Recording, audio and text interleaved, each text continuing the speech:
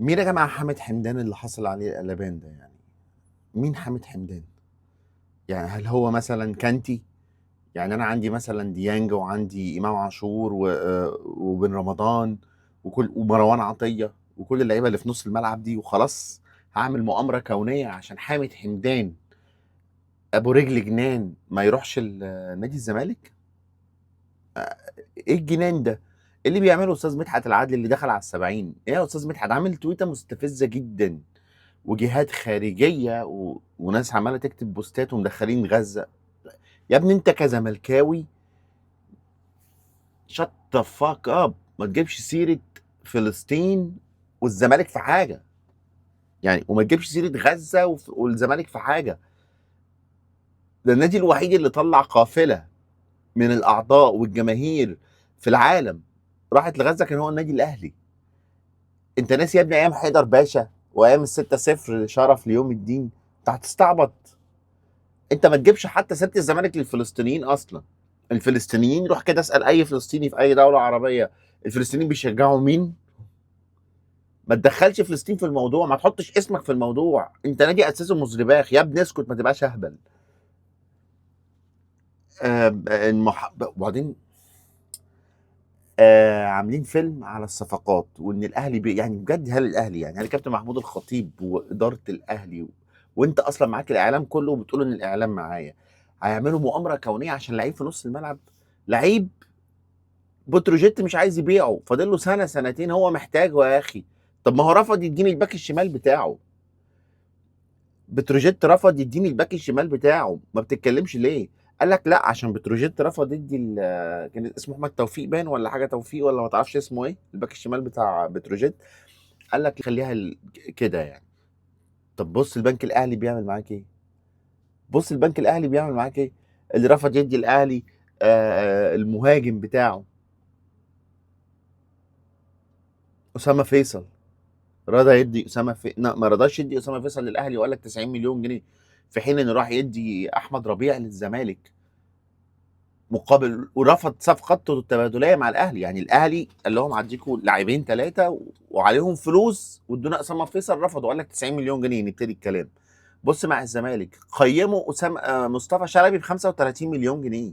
مصطفى شلبي ب 35 مليون جنيه. ده سيراميكا كان عايزين احمد عبد القادر ب 20 مليون جنيه. يعني البنك الاهلي عطاك لعيب فاركو، انديه المؤسسات، ها انديه المؤسسات، فاركو اديتك المهاجم الاساسي والاحتياطي. خدها قاعده، اول ما تلاقيهم بيغلوشوا ولجانهم ومشاهيرهم طلعوا شتتوا انتباهك في حته، اعرف على طول ان هم ده اللي بيحصل لهم هم. ده اللي يحصل زي بالظبط في موضوع الثلاث نقط وماتش بيراميدز. انت عايز حكم اجنبي، انت اللي مظلوم في الليله دي كلها، هو مطلعك ظالم وخدت الدوري مش عارف بايه، وهو عمال يتكلم كان هو بيراميدز زي كوره ابو تريكه في طلائع الجيش قال لك زق اللعيب. انت عارف لو الناس بس عشان بتنسى الدوري ده اللي كان بينافس الاهلي الاسماعيلي مش الزمالك، الزمالك هو اللي لسه بيتكلم لحد النهارده.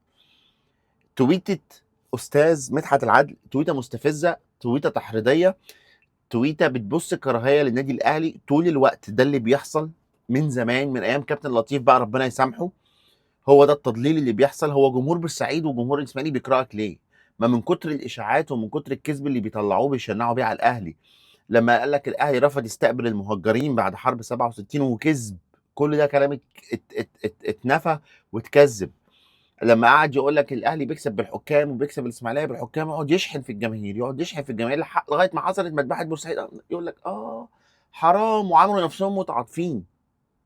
تويتد برضو خالد الغندور على موضوع حامد حمدان. يا جدعان ده انتوا الاهلي من سنه 2011 ما جابش لاعب من الجيش والشرطه. ما فيش لاعب الاهلي عرف يشتريه من الجيش والشرطه، واللعيبه اللي كان مخلص معاهم زي دويدار ومعروف يوسف وغيرهم في الاخر راحوا، رغم ان هم ماضيين للاهلي راحوا الزمالك وتوقفوا بعد كده في اتحاد الكوره لما توقف احمد الشيخ ومؤمن زكريا. فكر، انت نادي معاك المستشار السيد الفريق كامل الوزير، اهم وزير في الدوله المصريه، بيشجع نادي الزمالك. هو ما بيتحركش من ده، انا ما بقولش حاجه، لكن الراجل بيشجع الزمالك. انت عندك وزير الرياضه، اللي عايز يعين مجلس اداره الاهلي بهيئته زي ما هو لغايه ما يتعمل قانون الرياضه الجديد وتعاد الانتخابات مره تانية، بحيث ان يبقى مجلس اداره الاهلي تحت امر وزير الرياضه. الراجل اخد الموضوع بيرسونال مع محمود الخطيب. وزير الرياضه بيتهيألي ده اطول وزير رياضه مسك في مصر، لانه محافظ على التوازن كما انزل الكتاب. نادي راح يلعب في كاس العالم للانديه ما فيش وزير ولا مسؤول استقبله، وطلع احمد سليمان امبارح في قناه MBC يقول ازاي ما اهتمتوش بالزمالك في كاس مصر. يعني دي قناه اصلا مش مصريه، قناه MBC يعني، والقناه المصريه الرياضيه اللي طلعت اللي اخذت رعايه المعسكر بتاع النادي الاهلي، هي كسبت من ورا الاهلي اعلانات، واصلا ما فيش احداث رياضيه غير كاس العالم للانديه. عايزه ايه تغطي ايه؟ تعيد لك في انجازات نادي الزمالك لما كان بياخد افريقيا من 25 سنه عشان الاهلي ما كانش بيلعب. ونخش بقى على احمد عبد القادر. احمد عبد القادر نشر تويت التمثال ماسك 3 بالونات بيضة. يعني اي حد بيفهم ال3 بالونات البيضة دي بن شرقي وامام وزيزو. ما تروح الزمالك يا احمد، خلاص ما خلصنا. روح الزمالك خليهم يهبطوا وخلاص بقى, بس انا مشكلتي ان هو هيبقى شيكابالا الجديد، واخدنا قلب الاهلي والصفقه الصغير في السن ماشي ماشي خلاص انجز ونخلص. انا بس اللي مستغربه منك يا احمد انك من ولاد النادي، وانت عارف ان الاهلي مثلا الاهلي وما اثرش معاك ماديا، الاهلي طلعك اعارات، رحت لعبت في سموحه، سابك تحترف ورجعت. انت مختلف مع كولر، انت عايز مجلس الاداره يضغط على مدرب، ده ما بيحصلش في الاهلي. ده ابو تريكه كان بيقعد احتياطي. ابو تريكه احنا خدنا 2012 دي ابو تريكه وبركات وعماد متعب قاعدين احتياطي، وخدناها بالسيد حمدي. انت مش قادر تنافس اللي موجودين. انت عشان نشرت كام بوست عمال تتكلم على وتقول ان جمهور الاهلي في منه لجان وجمهور قفش عليك، فعايز تنتقم وتروح لجمهور الزمالك. يا ابني انت هتخسر جمهور الاهلي. جمهور الزمالك ايه اللي بتتكلم فيه؟ هم كام واحد اصلا؟ طمعان في دلع اعلام الزمالك. خد يا حبيبي الدلع. عايز تبقى اسطوره من الهواء شبه شيكابالا، يبقى اسطوره من الهواء، لكن الحقيقه بتبقى هي دايما اللي ثابته على الارض. الحقيقه هتبان في استدعائك في المنتخب، الحقيقه هتبان في ارقامك اللي انت هتعملها، ارقام الحقيقيه مش الارقام اللي هيطلعوها لك بعد كده هي مضروبه. روح الزمالك بس ما خساره خساره يا احمد. يعني احمد عبد القادر من اللعيبه اللي انا بحب لعبها جدا وعارف ان في حته مفوته لو اتظبطت كان هيفرق جدا مع الاهلي، وانا متوقع انه هينجح، وللاسف هينجح مع الزمالك، لان الضغط اللي هيبقى محطوط عليه ساعتها من جمهور الاهلي هيخليه يثبت العكس، زي ما حصل مع امام زي ما هيحصل مع زيزو ان شاء الله.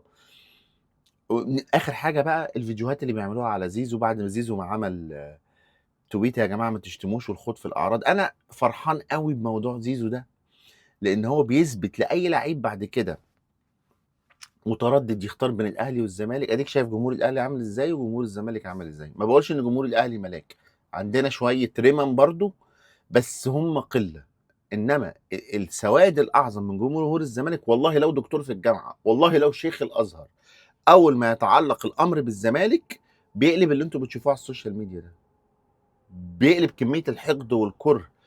هو مش حقد وكره، هو انا عايز اقول، مش عايز اقول كلام يودي في داهيه، بس هو عارف انت الناس اللي هو عايش معاداة السامية. انت لو اتكلمت مع اللي فاكرين اللي بيقولوا على نفسهم اي حد يقول حاجه ضدهم معاداة السامية، انت لو اتكلمت باي منطق غير منطقهم فانت بتعاديهم. يعني هو جوه دماغه لما يجي انا واحد حبيبي قوي قال لي يا ابني ده الاهلاويه عارفين ان الاهلي نادي الدوله. هو جوه دماغه كده. اهلاويه مين اللي عارفين الأهلي ده؟ يعني انزل كده اعمل استفتاء في الشارع وسط الاهلاويه. هو دماغه كده، فهو استغرب قوي ان انا بقول ان الزمالك نادي الدوله. استغرب جدا. هو نفس الشخص اللي قال لي برضو مره كويس ان احنا خدنا منكم تركي الشيخ وقعنا منكم. لا مش الاهلي كمان مش ناقصه يبقى معاه تركي الشيخ. يعني انت عملت حاجه شر جدا هو شايفها صح جدا. زي برضو في فيديو انا لسه نشره بتاع جون ادوارد، اتمنى يا جماعه تتابعوا الفيديو ده مهم جدا.